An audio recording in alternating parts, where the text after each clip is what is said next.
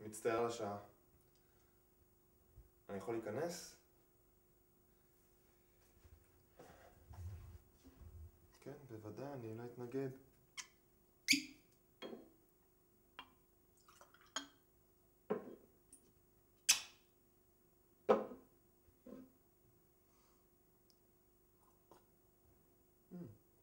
לא רע. יותר טוב מהזבל שאני מוכר במועדון, אה? חשבתי. אבל לא זאת הסיבה שאני כאן. אני כאן כי אני לא יודע איפה אלה. וכל המצב הזה קצת מדאיג אותי.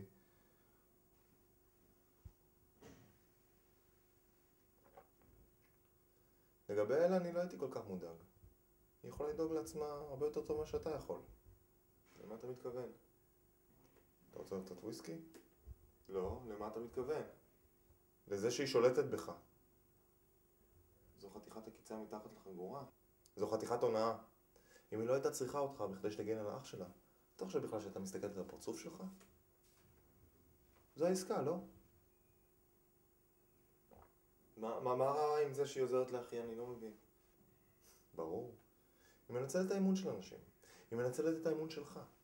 ככה היא עושה את זה לכולם. גם האח שלה אותו דבר. גם ההורים שלה בטח. ואם יהיו להם ילדים, אפשר שגם הם יעשו את זה. הרי אתה היית עושה הכל כדי לעזור לחברים שלך. אין שום קשר לחברות. אין קשר לחברות? דברים עושים מתוך סיבה. טוב, אז אתה כנראה מבין מה מניע אנשים יותר טוב מכולם.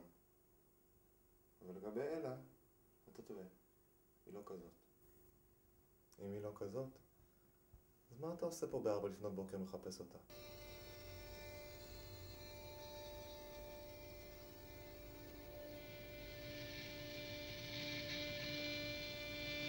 טוב. תמשיך לעקוץ אותי. תראה איך זה מגיע.